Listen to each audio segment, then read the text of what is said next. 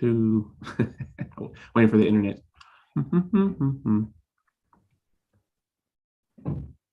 Alrighty. Good morning. My name is Benina Wilson, and I am the Interim Director for Community Development and Housing with the City of High Point.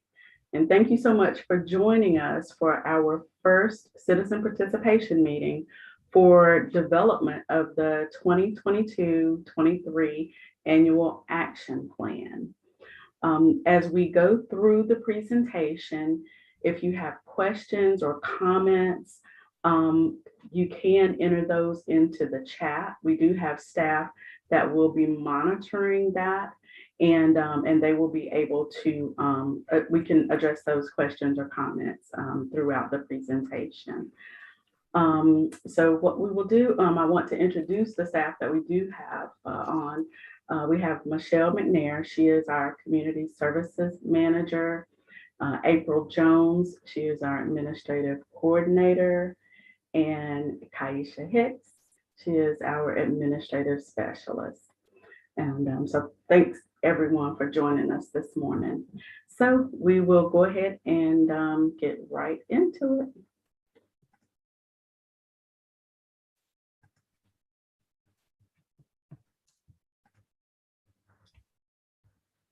Okay, as I said, this is our first citizen participation meeting for this process as far as the development of our annual action plan.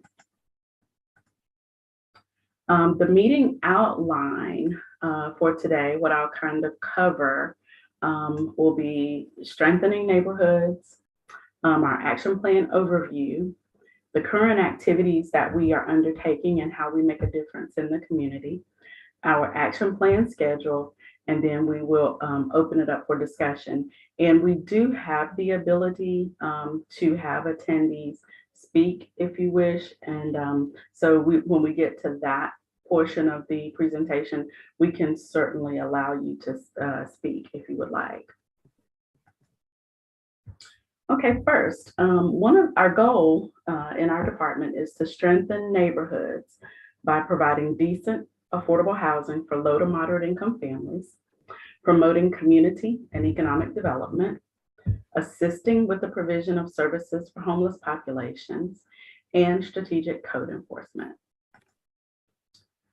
And the way that we do our activities, or some of the ways that we strengthen neighborhoods, is through our Core City Homebuyer Incentive Program and down payment assistance, through code enforcement, Operation Inasmuch, through our neighborhood associations, public service grants to nonprofit agencies. We administer and implement the Volunteer Income Tax Assistance Program. We provide emergency repairs and housing rehabilitation, single-family housing development, multifamily housing development, and we also support community gardens.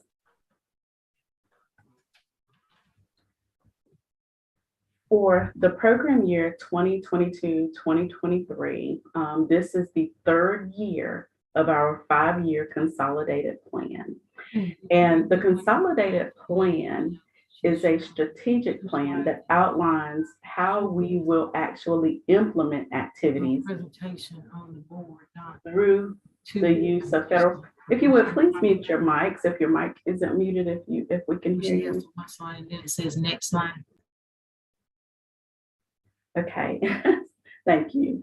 Through implementation, we implement these activities through the use of federal, state, and local resources so that we can address the priority needs that have been identified in our 5-year plan. And that is affordable housing construction, to expand homeownership opportunities, decrease homelessness, code enforcement and neighborhood cleanup, core city revitalization, job training and employment assistance, public services, and fair housing education and awareness. And I do want to say that the plan is available on our website, on our department's website. If you go to highpointnc.gov and find the community development link under departments, and we do have that 5-year consolidated plan under our plans and reports.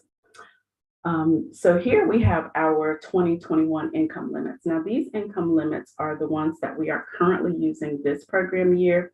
Income limits are usually released around April or May. So we do anticipate having new limits for the upcoming year. And so as you can see, the area median income right now is $66,700. And that's basically the area median income for a family of 4. And we also show what fair market rents are. Now, we know that the housing industry is certainly experiencing a boom right now, and rents have increased tremendously, and there is a lack of affordable housing in our community. So we have discussed and have had some speculation as to whether or not these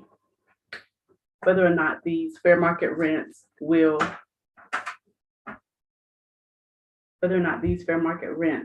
go up.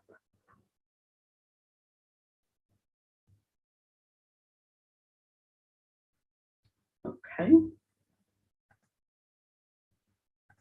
Okay, I'm not sure. I think I might be having some technical difficulty here. If you go to display settings at the very top, Okay. that little arrow right there, the very top, where it says next to in slideshow. That's actually on my screen here. Okay, yeah, that's the screen for the show. Okay. And you said go to the arrow. At the top. Yep, where it says display settings. Mm-hmm. And which You one do you can do swap. Okay. View a slideshow. Mm-hmm. Okay. Is that Okay. better? Should be able to. Did you click that? Say it one more time. Did you click that option? I did.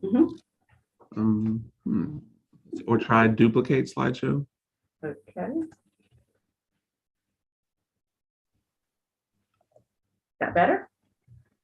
Let's see. No, reshare your screen one more time. Okay. And I apologize. Thank you all for your patience.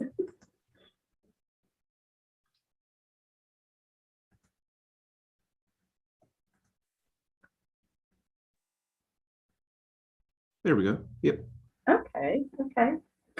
Well, thank you. I appreciate that. So we did go through the income limits, just what those are, and the fair market rents. And as I was saying, we know that right now there is a lack of affordable housing, and rents have gone up tremendously.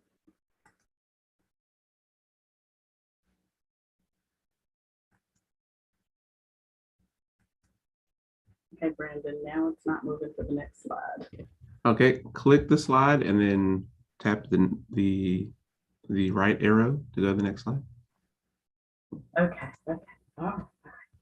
Okay, so our annual funding sources, we receive Community Development Block Grant or CDBG program funds, and those are used to develop viable communities by providing decent housing, a suitable living environment, and opportunities to expand economic opportunities, principally for low and moderate persons. We also receive home funds through the Home Investment Partnership Act, and those are for housing activities where we construct or build, buy, and or rehabilitate affordable housing for rent and for home ownership, as well as provide direct rental assistance to low-income individuals. And we also receive local support through the Core City Redevelopment Fund, and we use those funds for programs such as Operation Inasmuch, the Core City Homebuyer Incentive Program, and also Infield development opportunities. And there is some state funding that we do receive from North Carolina Housing Finance Agency for the Urgent Repair Program and the Construction Training Partnership Program. And those funds are used for urgent repairs for vulnerable or extremely low income individuals. You may have noticed on the income limit screen that you do have incomes for those that are at 30% of the area median income and at 50% of the area median income. So those are the populations that we target with those urgent repair funds. And with our construction training program, that is a job skills training program that they work with as far as teaching carpentry and those types of skills.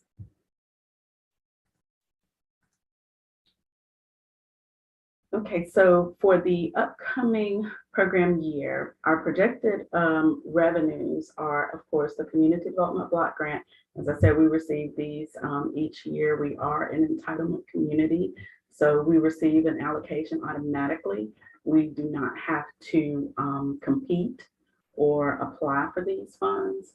That is the situation with the CDBG funds and the home funds.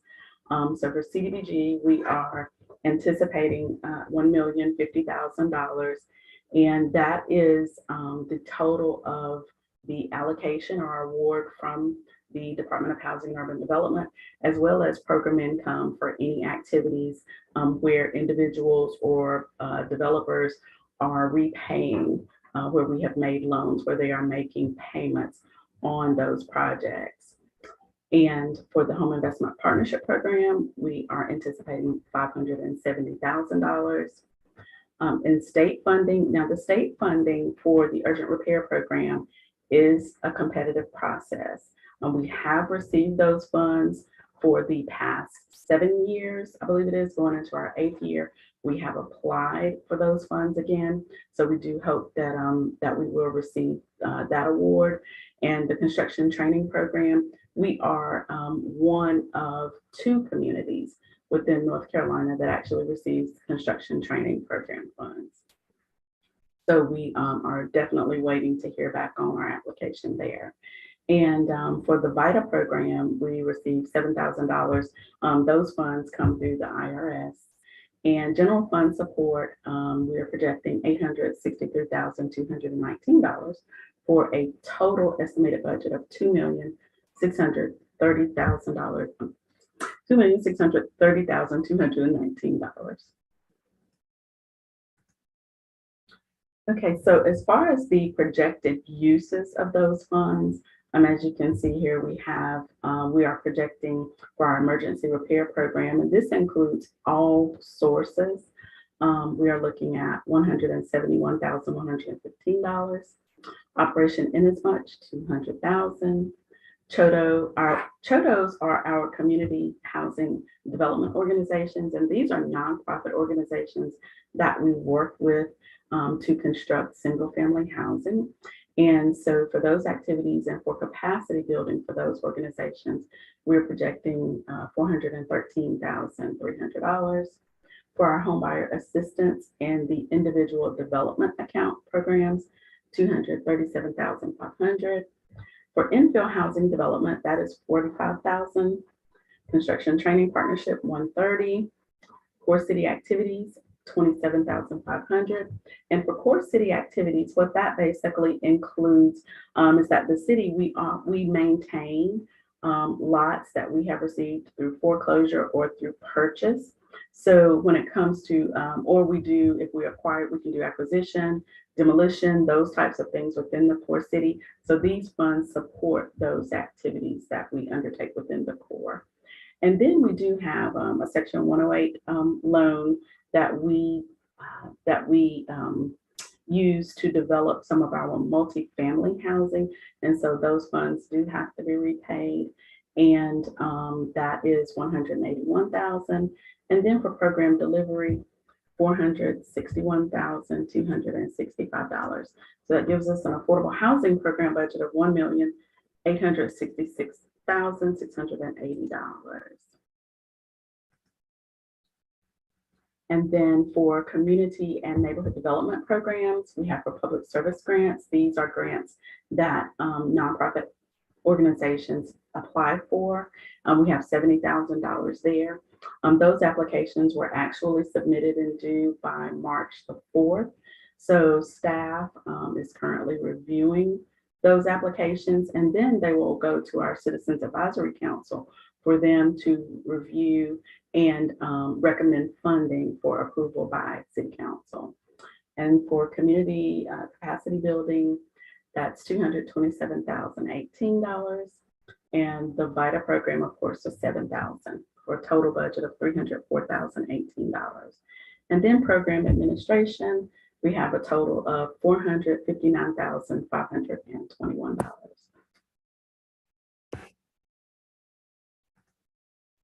Okay, so just to talk a little bit more about the community capacity building that we undertake, we work with, there are 10 neighborhoods that were originally identified when community development started actually doing outreach and working within the core city.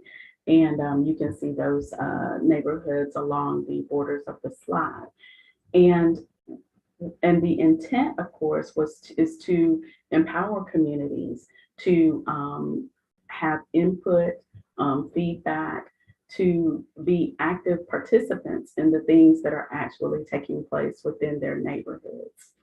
And so through public service grants, of course, community-based initiatives, the Neighborhood Association Technical Assistance, and that comes from our staff, as well as we use interns, and we have students that come from some of our local colleges, AmeriCorps, Vista volunteers. So many people that actually provide some assistance and support to our neighborhood organizations. And then we have the VITA program. And core city redevelopment is comprehensive code enforcement, which is minimum housing and public nuisance abatement. Of course, infill housing development, this is where I kind of spoke about the foreclosed properties that we have acquired, or other properties that we've made direct purchases. And so just the development of those and maintenance of those lots. We have the core city homebuyer incentive program, of course, where homebuyers who purchase within the core city can receive $5,000 for their down payment and closing costs. For those, there are no income limits on this particular program for the purchase of a home. However, there is a maximum as far as the purchase of the home price, and that's $200,000 currently.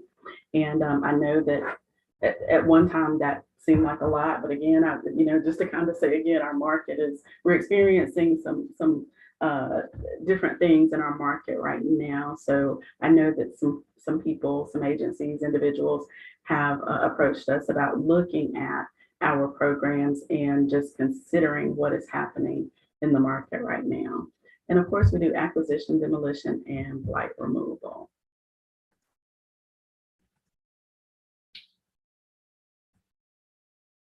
And this is our Neighborhood Leaders Council. So for those neighborhoods that were initially identified, this started back in 2006, and it is to help neighborhoods come together and improve their communities. Our leaders meet once a month, and during those meetings, whatever questions or issues that they want to discuss. Sometimes they have asked staff in advance that, we have questions or want to get more information about a particular issue. And so we have guest speakers and presenters that come and actually talk with this group. And right now, this program has extended, our neighborhoods have extended beyond the original 10 neighborhoods, the 10 neighborhood organizations. Some, of course, right now are a little bit more active than others. And during the pandemic, I don't know that any of our neighborhoods are meeting in person. We may have one or two, but most of them have continued to meet virtually. And some have not resumed meeting at this point, but I think the majority are meeting virtually, with just a few meeting in person.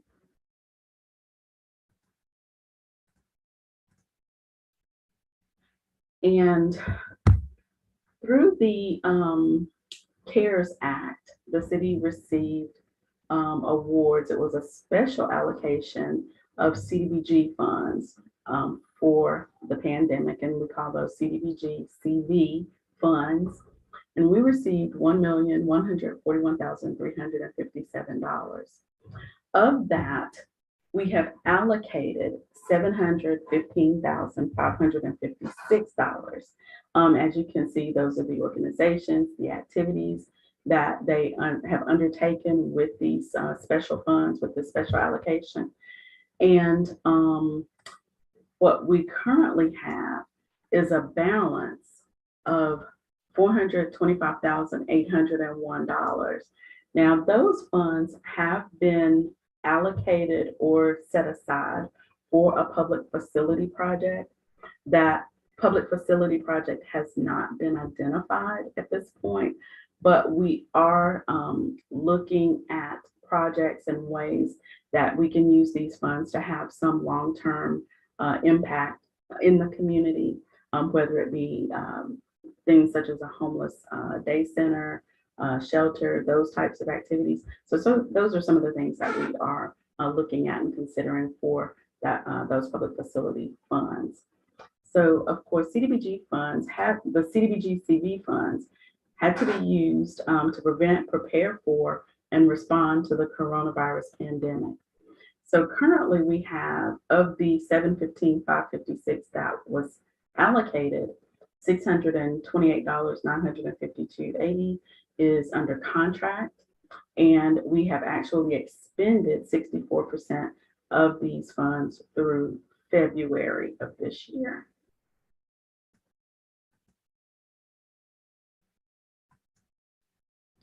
And here are just some of the community partners that we work with. I don't want to say that this is all inclusive because our reach is pretty broad. And but these are some of the agencies that we have worked with over the years and currently work with and continue to work with, who are helping to make a difference in our community. And this is where partnerships and collaboration are so important, because that's what it takes in order for our programs to be successful. We can't do it by ourselves.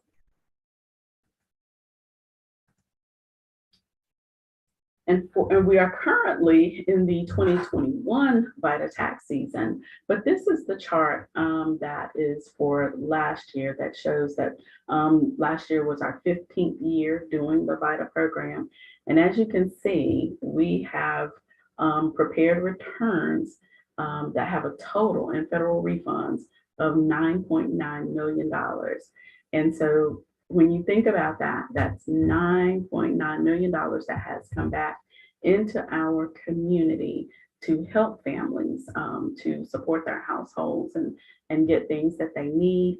And these tax returns are prepared free. There is no charge for the service. There is a household income limit for this service, but it is a free service.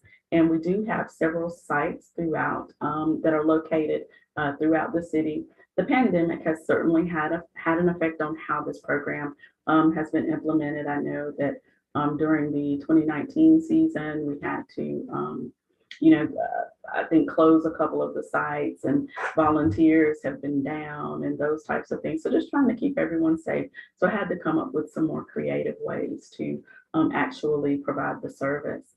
And also you will see that the average adjusted gross income for these returns is $17,014. So that lets you know that this service is being provided to households that do have lower incomes, and that we are trying to definitely making a difference within those households as far as providing the service to the community.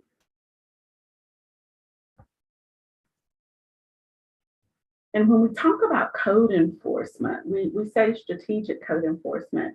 And by strategic, it has been council's desire that we have a proactive code enforcement program. And by that, what we basically mean is that it is not just complaint driven, that we do have our code enforcement officers. They are assigned to different areas across the city or different quadrants. And so they are out canvassing the neighborhoods and are actually looking at properties and addressing things that are either minimum housing violations or public nuisance violations. And so here you can see, I wanted to just show the difference that this can make in a community, because we know that when we have properties like this weakens the neighborhood, and it really has an effect on the surrounding properties. And so blight removal is definitely one of the ways that we strengthen our neighborhoods. So you can see that this is a property that was in disrepair. And now the homeowner, the property owner has made these repairs and has rehabbed this property. And as you can see, it looks very nice. It is, as they would say, a total 180 or 360. It just really makes a difference when property owners partner with us. This is not something that we single any individuals or property owners out. Our goal is really just to improve our communities and to remove and reduce the blighting effects that some properties have. And I do have here's just another example of a property that is in disrepair. And I do believe, I know that there are times that some properties have been slated for demolition, but the property owner will go in and make those repairs so that we don't have to demolish the properties. It is not our desire to demolish properties. And I would say that that's probably a measure of last resort, because we do want our property owners to repair their properties. And these are affordable units that can be put back in service and back in place for individuals that are having problems or having difficulty finding affordable housing. And here you can see this property was renovated, and it looks very, very nice. And so we truly appreciate, our property owners that go in and make the investment to improve their properties. And as I mentioned earlier, we do have many vacant lots and properties that we own across the city. And within the core primarily, we have partnered with agencies and neighborhood organizations to support community gardens by allowing these organizations to plant gardens and things on property that is owned by the city. And so we do help support these agencies through this effort, as well as we do provide some materials such as mulch and soil and compost, those things that are needed for community gardens, for the garden beds, those types of things. So we truly appreciate this partnership. And these are some of the affordable housing activities that are done, of course, through our department. As I've mentioned, our emergency and urgent repair operation in as much, which is also a repair program, and I'll talk about that a little bit more. Our Troda homeownership development, homebuyer assistance, the construction training program, and rental housing development. The top photo actually shows a project that is underway in the Southside community. We have partnered with one of our nonprofit agencies to construct this particular single family unit that will be for homeownership. And then the repair project that you see here is one that was undertaken by our construction training program. As you can see, the bathroom was not able to be used. It was not in service. And there was mold and different, and just things of issues with the bathroom that the homeowner was not able to use it. And as you can see, the photo on the right, totally repaired, renovated, and now the property owner, the homeowner, has a very nice bathroom that they can again use. Operation Inasmuch. This is a day of service. It is a program that requires partnership and collaboration with us, with other nonprofit organizations, with volunteers, with the private sector. And we have targeted neighborhoods within our core city that have the greatest need. As you can see, that's our South Side, Burns Hill, Highland Mills, Macedonia, Pershing Street neighborhood, Washington Street, and West End. Our next event will be coming up on April the 30th, and the neighborhood is the Washington Street neighborhood. We have been doing Operation Inasmuch now since 2016. I believe the first event was in 2016 in the spring. And so we have actually gone through some of these neighborhoods twice. And the last event that we had in the fall, that was for the Macedonia Pershing Street neighborhood. And we had 13 homes that were rehabilitated, and 135 volunteers came out on that day.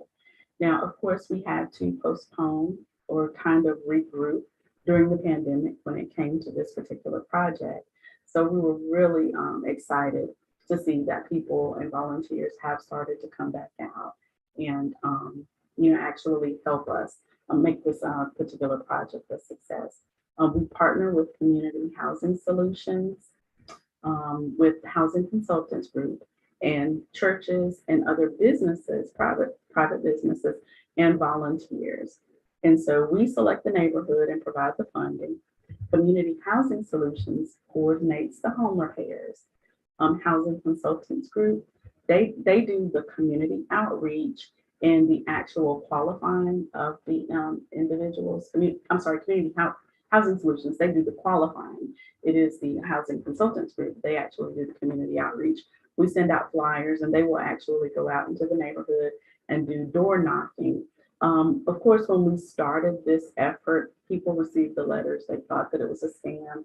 There's no way that they could get these home repairs done free, but they are indeed free. It does not cost the homeowner anything to have these repairs made. And it is a day of service. And so we do have the churches and volunteers who donate their time and labor to this effort. The Sitro Subdivision is a housing project that we have underway right now. We have the first 4 units that are complete or near complete. 2 have actually already been sold, and we have 2 units that are near completion and hopefully will be closing soon. But as you can see, there will be 19 homes within this subdivision. It is affordable housing. You can see this is the one of the units that has been completed and sold. We use, what we actually use are designs from a company called Tightline. It's an architectural company out of Raleigh. And what we have found is that it is a craftsman style home that while it is affordable, it doesn't necessarily look affordable, and it fits well within existing neighborhoods. And so these are plans that we have used and have had great success using and providing housing for potential homeowners and home buyers.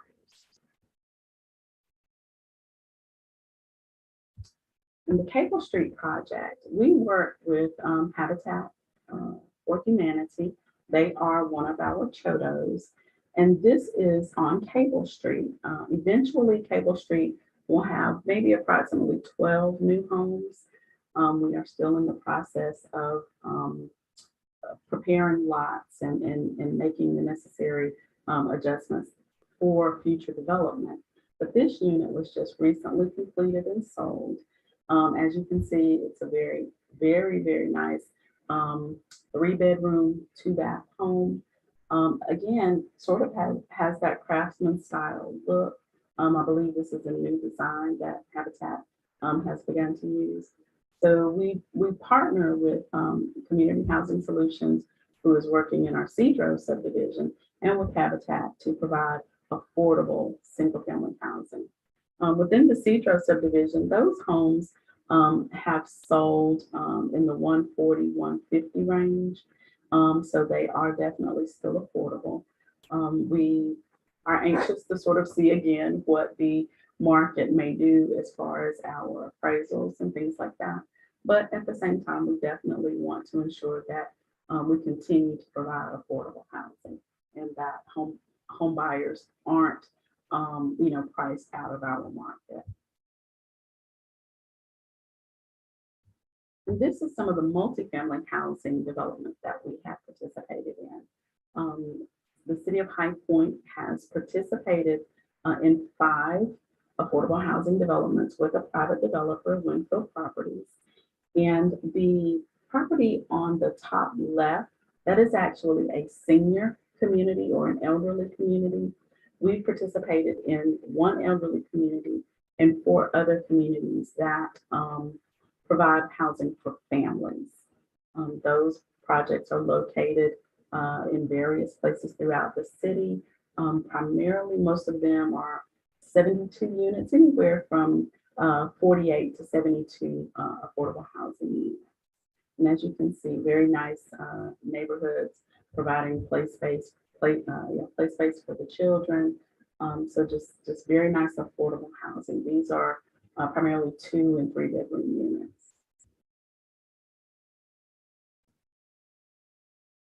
This is the schedule, just to give you an idea of the timeline that we will be operating under over the next couple months. Of course, we've advertised for our participation meetings. This is the first, as I mentioned earlier, our first virtual citizen participation meeting. We will have 2 more meetings, one on March the 22nd, one on March 24th. Both of those will be at 6:30 p.m. The meeting on March 24th will be combined with our monthly Citizen Advisory Council meeting. And so please join if you've never attended one of our Citizen Advisory Council meetings. That will be an opportunity for you to actually see that particular group, I would say, quote unquote, in action. And this is the council that actually works with us as far as being liaisons to our communities and being representatives for their individual council members, because the members of the Citizens Advisory Council do represent various wards within the city. And so those are basically your community representatives who bring back issues, concerns, and give us feedback on things that are happening within the community. And we do meet with them monthly. They meet the 4th Thursday of each month. We also will have a 30-day public review and comment period. Once the draft action plan is actually prepared, we will make that available. And our time frame for that will be April 1st through the 30th. That plan will be made available. We will run an ad, but that plan is made available through various places such as the Housing Authority, the library, through some of our recreation centers, as well as a copy that would be here in our office. And we do provide a copy online on our website. We will also present that draft plan to the City Council Community Development Committee meeting that is planned for April 5th. Then we will have a public hearing before council. This also gives the public another opportunity to provide feedback and comments on the proposed plan, and that we are planning for April the 18th.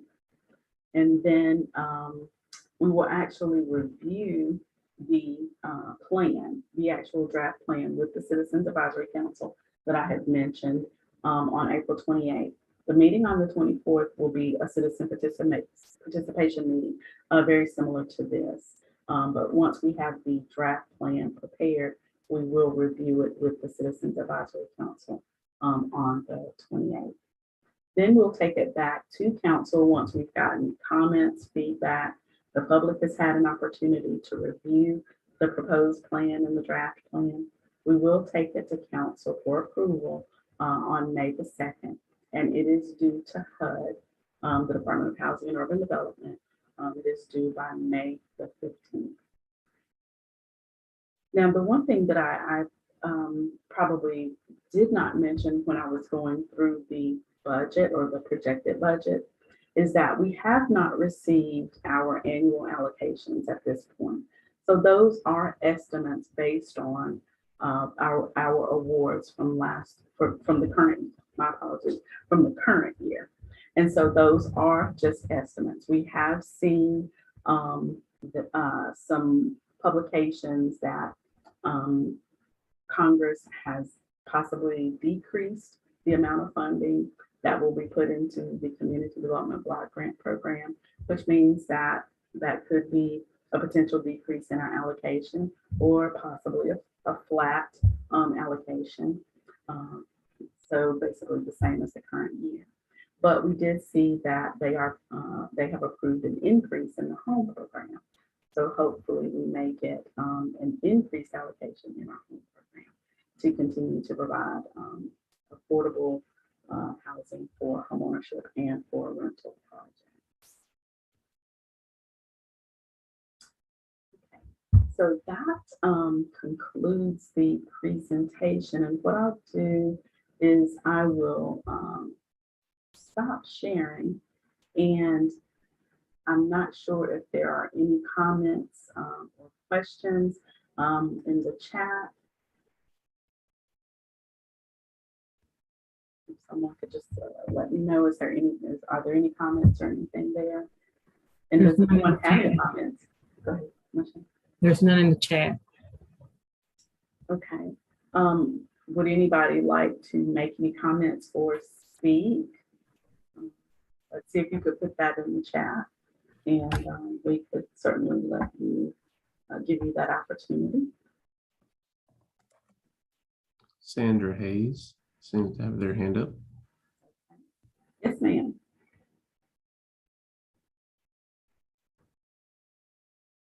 Good morning. Good morning. Okay, thank you for the presentation. I have several questions, please. The training that you all said that you do to teach carpentry and those types of things, how does someone apply for that? Who is it applicable to, and is it also income generated?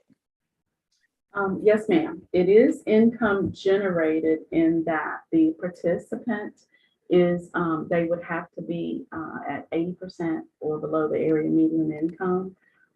So it follows the same income limits and guidelines as our other programs.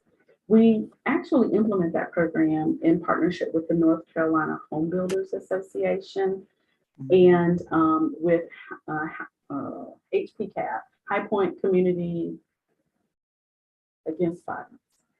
I'm sorry. Well, so many acronyms, sometimes it's hard to remember. But the North Carolina Home Builders Association, they do the classroom portion of the training, and then HPCAB, they actually do the hands-on construction training. And what we can do is, if I could ask Kaisha, could you please put that information in the chat? Kep Paylor is the instructor with the North Carolina Home Builders Association. And what he does is he pretty much canvasses the neighborhoods and puts out flyers at the rec centers and things like that. And we actually did work with our public information department and put some things out through social media to try to recruit individuals. It has been a little bit harder with the pandemic, but there is a class currently underway, and there will be another class over the next that will be starting in the next few weeks. So if we can we'll get that information put in the chat for you, because Kep Paylor can be contacted directly to actually participate in the program. Okay, thank you. I have another question, please. The code enforcement that you all did, the properties really did look great. But I wanted to know, how many warnings do you give, and how long do you give the person to actually do their property? I know you said that they go through the city. You have the code enforcement people that go through the city canvassing and looking. And maybe this is not, but over on Oakview Road, there are several homes that just have so much I'm not going to call it junk because one man's junk is another man's treasure, but they have junk, trash, treasure, so much of it on the front of their porches, which is really an eyesore when you're going up Oakview. So do they choose areas or randomly do it, or do you know how that? And I know that you can call the code enforcement people and they'll come out, but and look at areas, but I just didn't know how they canvassed different areas. Right, okay, we have 5 inspectors, 5 local code enforcement inspectors, and they are assigned different quadrants or different areas across the city, and it covers the entire city. Now, as I said, it can be complaint driven. Anyone can call our customer service number. That is, I'll just give that real quick. It's the 336-883-3111 number, and you can actually enter or make your complaint through customer service, and that is logged into the system for code enforcement to address. As far as time frame, I will say that I have to say that every situation may be a little different. There is no set time. There are certain things by statute that, they have to give homeowners a certain amount of notice, and they have to give them a certain amount of time to actually repair the property. Sometimes you have extenuating circumstances in that it may be air property and we can't find a homeowner or a property owners. It just kind of depends. We have had some that move rather quickly, and then unfortunately we have some that have dragged on for an extended period of time.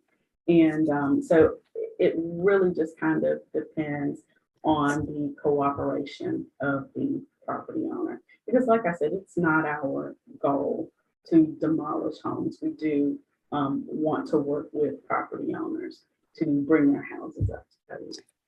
And Miss Wilson, I think maybe this is my last question. Yeah, fine. That's what we're here for. I noted that your next project for the April 30th operation Inasmuch is Washington Street. Is that right? Yes, ma'am. Okay, my question is, if you know, like if I knew someone in another area that really needed something and they would meet your income and your other criteria, would you go outside of that area to help someone? That would just be done under our regular emergency repair and housing rehab program.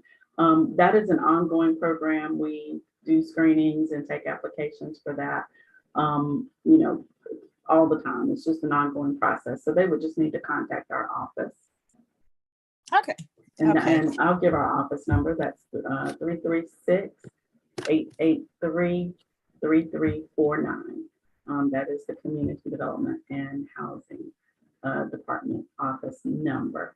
And that homeowner can reach out to us. Currently, we don't offer any type of urgent repair or housing rehab for rental properties. So all of the programs are geared toward homeowners.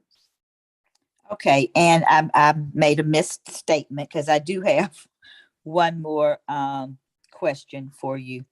As you go about and you're doing your work, you talked about affordable housing, but what I know the housing market is just crazy right now, but the question, and we've often said, is not so much affordable housing or houses that are affordable for people. So I know that with labor, with wood and all this other kind of stuff, that things went up. But when all of these monies are appropriated, who really makes that decision to say whether or not I'm looking at your income levels and that type of thing? It puts some things really out of reach for people that would want to be homeowners. What I'll say is that's part of the reason that we work with Habitat as well. when we look at what is affordable to a homeowner, I understand what you're saying, and I guess what you're kind of looking at is maybe those folks that are at 30% of the AMI. And while we know that that is the American dream to be a homeowner, we may not have the answers to actually help someone, at that particular income level. That's why we work with Habitat. They do work with homeowners that do have lower incomes. And of course, that's why we support, rental housing, affordable rental housing as well. Unfortunately, homeownership may not be an option for everyone. The sanitation stations, where are they located? At the bus terminals only, or where throughout Washington Street? Where would those sanitation stations be located? They're no longer active. That was during the height of the pandemic. And so those stations, that was a temporary measure. That was, of course, primarily to help those individuals that maybe were homeless, so that they had a way to sort of maintain some level of, sanitation and cleanliness. Oh, okay, so that's really then out of your budget. I was just curious because, we still have a great amount of homelessness. Mhm. And so that might be something that could be looked at. Again, I see some folk sometimes around and about town that could maybe still benefit from that. Because sometimes when you're not, I just thought that I saw it in your program budget, but Yeah, and those particular efforts, some of those projects are complete. When we talk about the CARES Act funds, some agencies, they requested the funding, they put the money in the community, and their projects are complete. Others are still ongoing. So yeah, the sanitation stations, that was just a temporary measure. We've not had any agency or organization approach us as far as trying to do that permanently or long term. So I don't know if there's an interest out there because there is the maintenance of those, the upkeep and maintenance of those particular. I remember when Mr. Harmon and Patrick made his presentation for that. But anyway, I thank you very much for answering my questions and for your presentation, Ms. Wilson. Thank you. We appreciate it. Were there any other questions or comments? And please, if you're on the call as an attendee, if you're in the meeting as an attendee, please, the information that we've put in the chat box, you can certainly take that information down. We ask that you share it and or just provide information to other individuals and folks within your communities or your agencies. And again, if you have additional questions or want to follow up on anything, you can contact our office and I will certainly be available to speak with you and address any of your issues or concerns. Again, our office number is 336-883-3349. I don't have any more questions in the chat box or anything. There aren't any? Okay. No. Okay. Well, I believe that concludes our meeting, our first meeting. And again, we appreciate it. And thank you all so much for attending.